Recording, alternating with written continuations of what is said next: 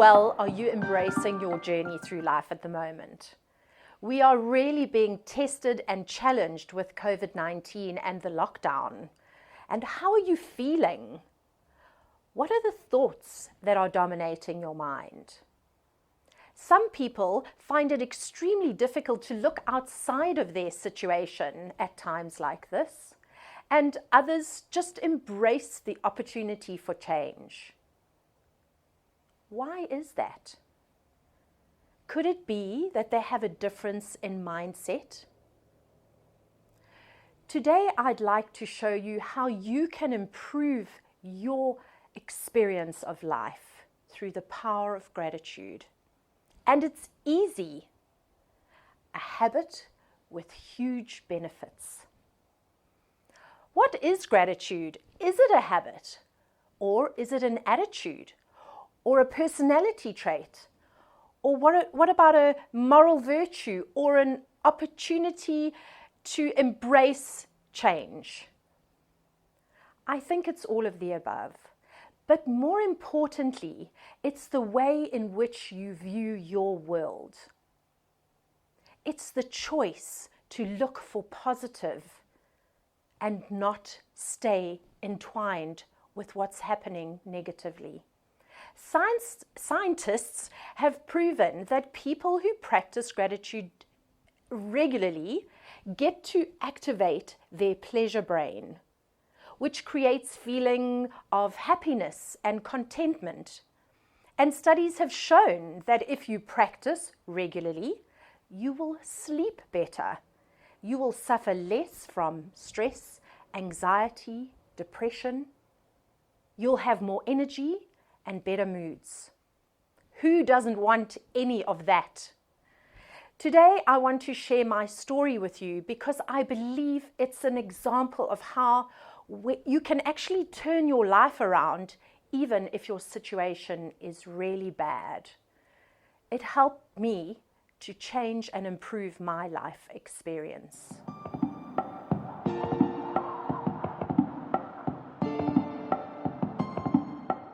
When I was 30, my mother committed suicide. She was an addict, a gambler, and really battled with depression. Being an addict meant that life was hard for her. She was restless and extremely volatile. One day she went missing. My brother and I were absolutely beside ourselves. Where was she? Had she passed out in a ditch somewhere? Was she gambling in some seedy joint? Or had she had a car accident?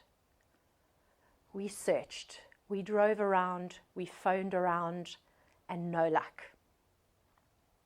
The next day, I'm driving my soon-to-be stepdaughter to her piano lesson when my cell phone rang. And this policeman said, "Do you know Jean Edmondson?" "Yes, she's my mother." And with that, my cell phone battery died. My heart was pounding in my chest, and I actually can't remember breathing between that point and getting home to put my phone on charge. Some farm workers had found her in her car behind a huge anthill. She had shot herself and left a note that said, "God forgive me." Now, to explain the trauma of what you go through after that, the shock, the sadness, the grief, the shame, the blame, the what ifs, the if onlys, and honestly, don't get me started on the anger. I was so mad at her for doing what she did to us kids. I was consumed by it all. 4 years, I punished myself and beat myself up until one moment of gratitude that caused a massive shift for me. It changed my thinking from what I had lost to what I had, and also encouraged me to take huge action. The moment came when we were driving into town to see friends, and there I was in the passenger seat, a usual day for me where the sadness was rolling down my cheeks, when Richard, my boyfriend, looked across and in the sweetest, kindest voice said, "You've got me now. I'm here for you." I knew right there and then that I had to make a change, or I was going to lose what I had in my life. I searched for someone to talk to, someone to offload the darkness that was going on in my head. And don't get me wrong, I had loving family members and friends around me, but I needed someone I didn't know, who I could truly offload to. And my only option seemed to be a psychologist. And I have a little giggle because in those days, if you were going to a psychologist, there was something not right up here. And boy, I wasn't ready to be labeled. But I had made a decision and I was going to improve my life experience. And I found a chap who was really amazing. And in a few short sessions, he taught me something really valuable. He taught me that it's not about me. It was about her life, her journey, and her decision to make. I felt free. Since her death all those years ago, I have been absolutely amazed at how the universe has steered me to right here. I have had many twists and turns in my career, and I have found myself becoming a listener, a mentor, a coach, perhaps even a healer. The exact same person that I needed then, I have turned out to be. And through my coaching, I'm able to heal myself and others. And through my coaching, it's made me realize that I want to reach out to the people out there who can't get to find somebody to help them or get to a psychologist or a mentor. I had tools that I wanted to share with a bigger audience, but I was never quite sure how I was going to go about it. And then one day, a friend said to me, "Evelyn, you should do it through a gratitude journal." To be honest, I wasn't convinced that that was the right thing to do. And then one day thought, could that be a whisper from the universe?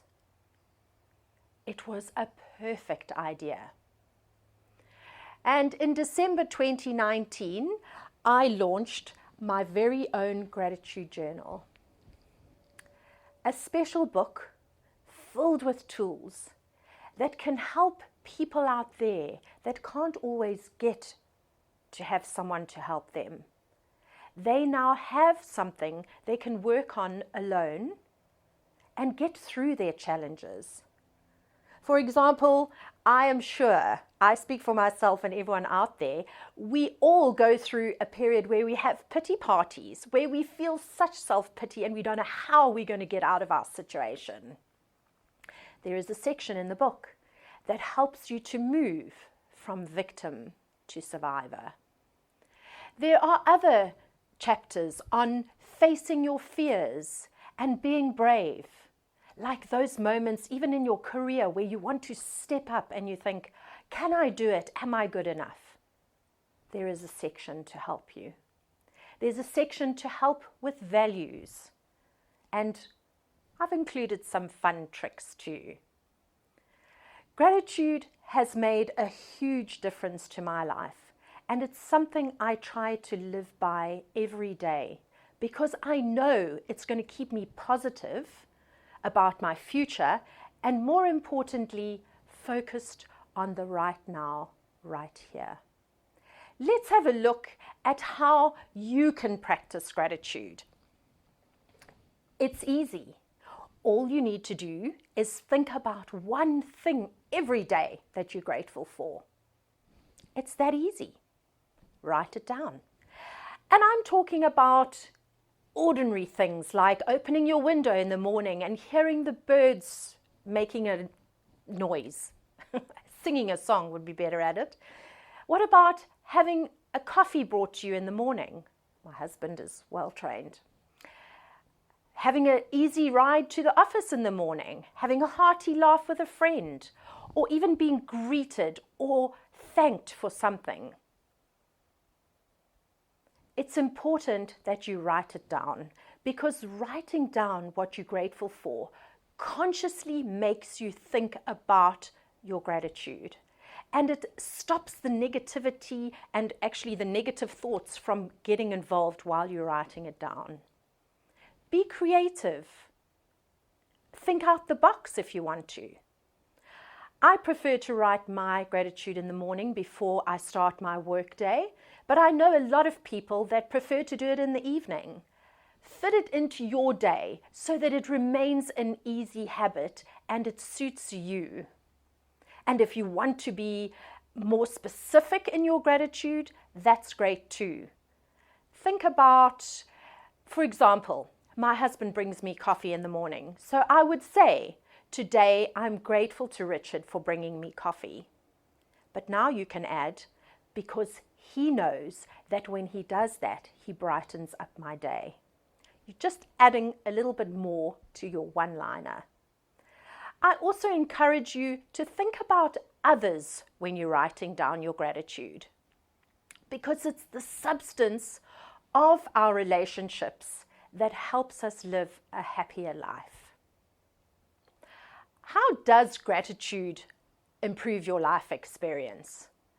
Let's have a look at some of the ways. The first is, when you're looking for reasons to be grateful every day, you start to change your thinking patterns, and with it comes the rewiring of your brain.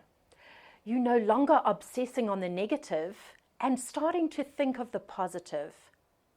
And like I said earlier, your brain activates the pleasure spot, if you like. It's the prefrontal cortex where it all happens. And this is where it remembers, it retains positive experiences and thoughts, which you can use to deflect the negative ones, if you like. I ask you, what are you grateful for today? Can you think of one thing?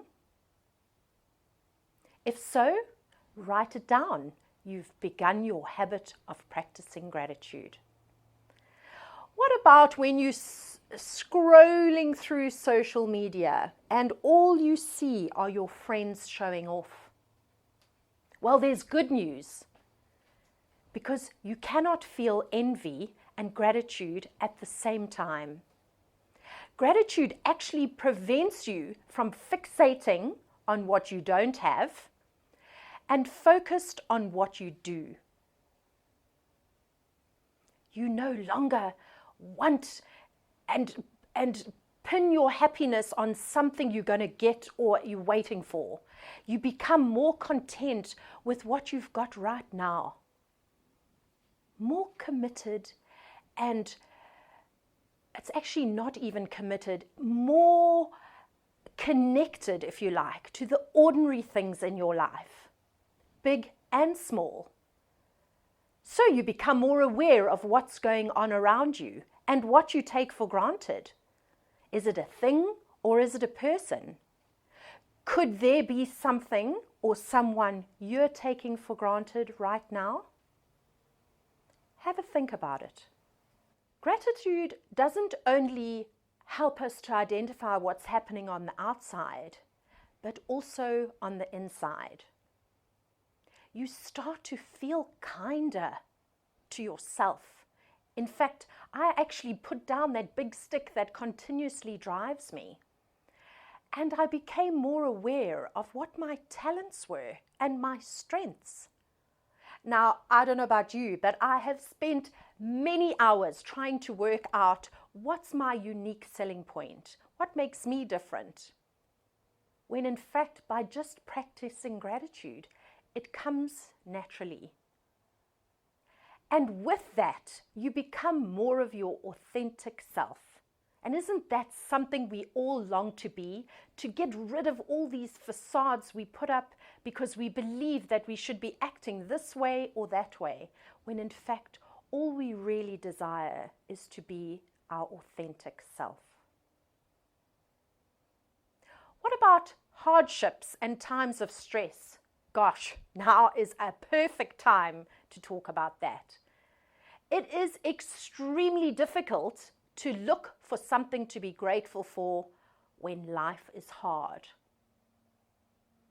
But I encourage you to just look for that one thing. Because then your whole situation is actually not 100% bad. And when you look for one thing, you start to think of another and another. And before you know it, you have moved from victim mentality to someone who is a survivor and ready to deal with their challenge. Your focus on your situation shifts. You turn denial into acceptance. You feel more positive and brave to take the next step to get out of your situation. It actually encourages you to keep positive and look for the positive, even when it feels like your life is a complete and utter challenge. It's not about blocking out your difficulties. It's about retraining your brain to cope with those difficulties with a positive mind. That positive foundation that you've built of gratitude and stored in your brain. Let's look at relationships. How would you rate yourself as a partner? When you get home after a long day at the office, do you dump the negativity that you've had to deal with? Or do you think of something positive to share? Do you practice kindness, spoiling your partner, or do you save that for Valentine's Day? What about your focus in the relationship? Are you focusing on your partner's positive points? Okay, this one is actually quite useful because we all have relationships where at moments you want to send your partner on a very long journey just to get them out of your space. But by bringing your awareness back to their positive qualities completely changes your mind shift and keeps your relationship in a mutual, or should I say mutually appreciative state. What about being aware of their desires and their wants? Do you encourage and support, or is it all about you? I love it when somebody does something thoughtful for me, and generally, at some point, I repay that thoughtfulness. Don't you love it when someone does something kind or nice for you? It starts to change your relationship into a cycle where you mutually appreciate each other. And that is a great one for the office because we spend so much time working. And if we don't have that as supportive, strong foundation in the office between people, it makes life difficult and actually you don't enjoy your job.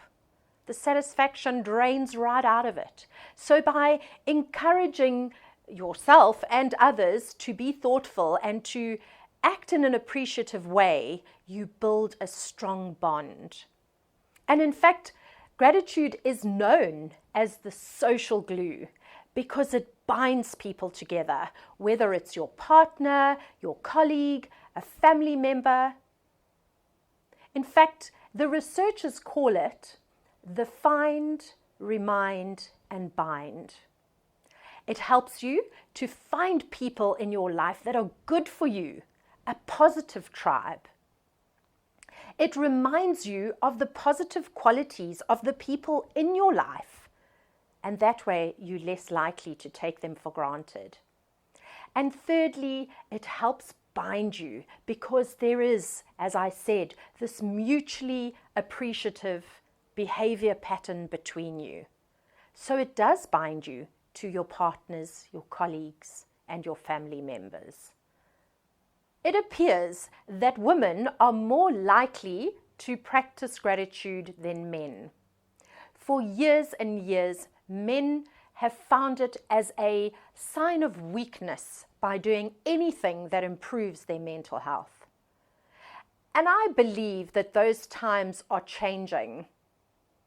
Men go to the gym to condition their bodies. Why not use gratitude to condition your mind?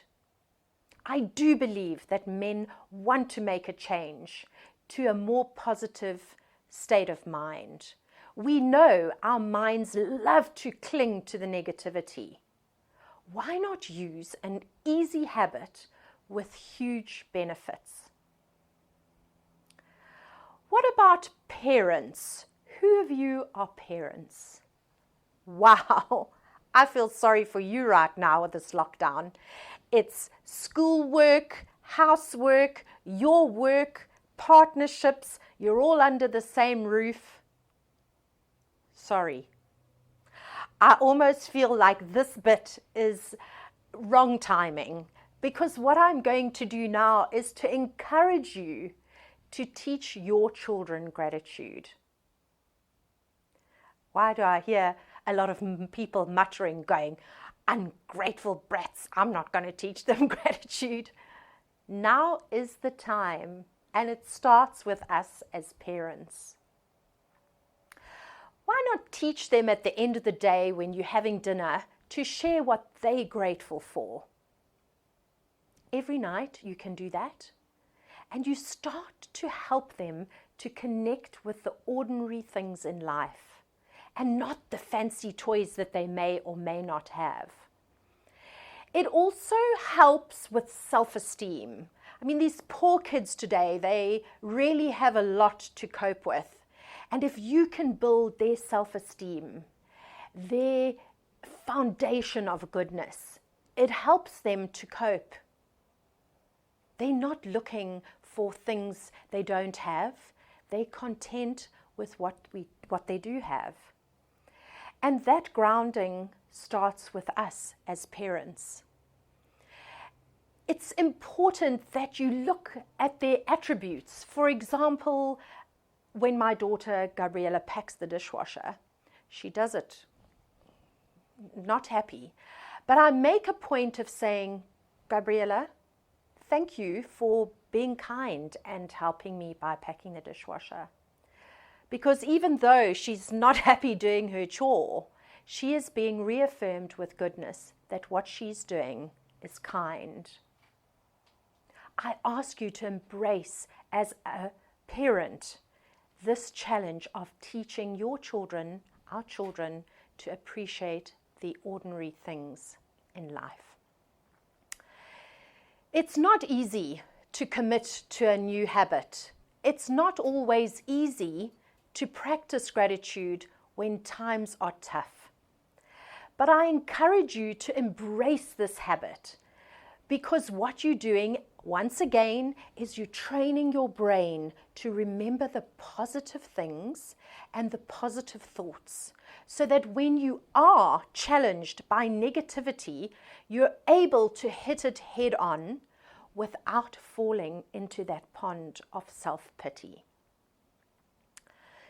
There are other ways you can practice gratitude. One way is to say thank you and really mean it. If somebody does something for you, be grateful. Say thank you from the heart. I love it when someone thanks me and they really mean it. What about sending somebody a message if they do something kind for you? Thank you for doing that. Or a card of appreciation. I've mentioned that you can do the dinner table thing. Another way to add on to that is if you got your children, or all of you, the whole family, to write down on a piece of paper what you're grateful for, you can then put it into a beautifully decorated box or jar, something you can get your children to do. Gratitude is full of benefits. It helps you to keep positive. It helps you to show love and appreciation. It helps you to deal with challenges and deflect negativity. It helps you to look for the good things. I really urge you to embrace gratitude because I know it will make a difference in your life experience. Before I end off, I'd like to just go back to my story, if you don't mind, because there's two other huge life lessons that I learned. And the first is about choice. We have the freedom to choose what our attitude is going to be. Is it going to be grateful or envious? Is it going to be positive or negative? We get to choose what attitude we take out every day. Again, wouldn't that habit of gratitude just help make our choice easier? And the second lesson is, it's our journey. It's our life and our decision. What are you going to decide on to help keep your life experience one that's happy and joyous? When I talk about things like listening to the birds sing, or giving or having a hug from a child, or a laugh with a friend, doesn't that feel great in your body? Makes you feel lighter and more joyous. Please try gratitude. Give this habit a go. It really is easy. If you need any help with prompts on how to get started with gratitude, or if you'd like a copy of my journal, please feel free to contact me.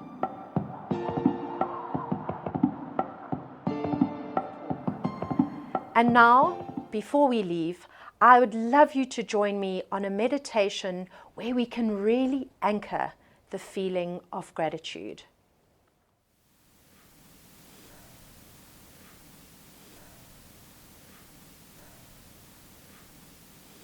Find a relaxed and comfortable position. You may want to sit in a chair, lie down, or even sit on a cushion on the floor. Whatever feels comfortable for you. Rest your hands and slowly close your eyes. Notice how your body feels. Allow your body and your mind to relax by tuning into your breath. Feel the natural flow of your breathing.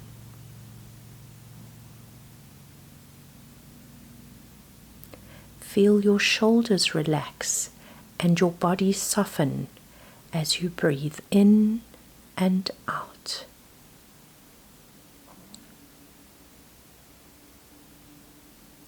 By focusing on your breath, you allow your mind to let go of the clutter and the noise.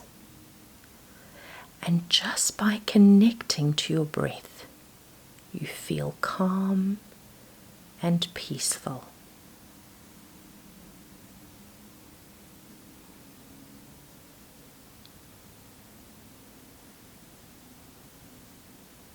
Now I'd like you to think of someone you feel most grateful for. This could be a partner, a family member, a colleague, a child, a friend, or even someone in your community. Someone you care about, or someone you've known for a long time, or even someone who's recently done something nice for you. Who springs into your awareness?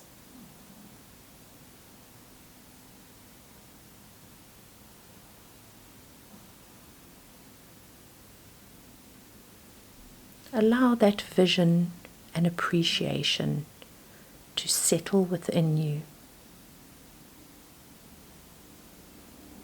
In your mind, thank them for the role they play in your life. And feel the appreciation anchor in your heart.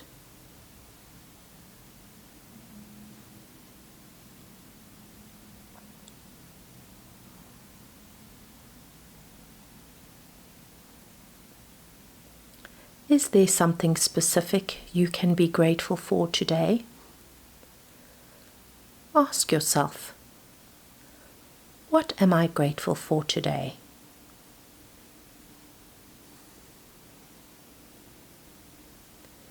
What am I grateful for today? Allow the thoughts to come.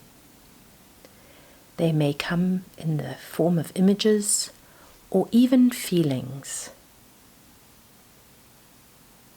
Could be someone or something around you or even inside you. What am I grateful for today?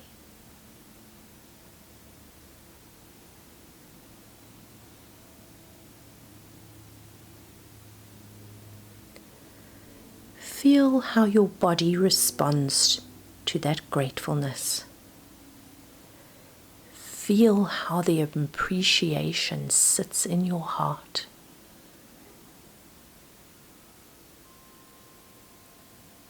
Anchor that feeling. Keep that feeling treasured right in your heart space.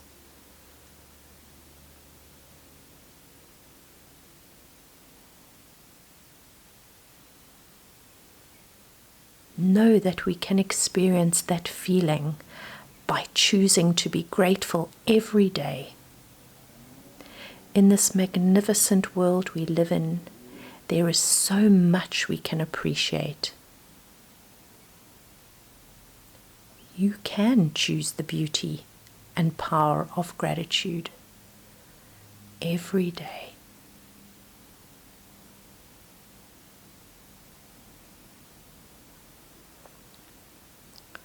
Take a deep breath in, and when you breathe out, bring your awareness back to your body. And when you're ready, open your eyes. Sending love and gratitude. Thank you for listening to me, and good luck with your new habit. I know it's going to improve your life experience.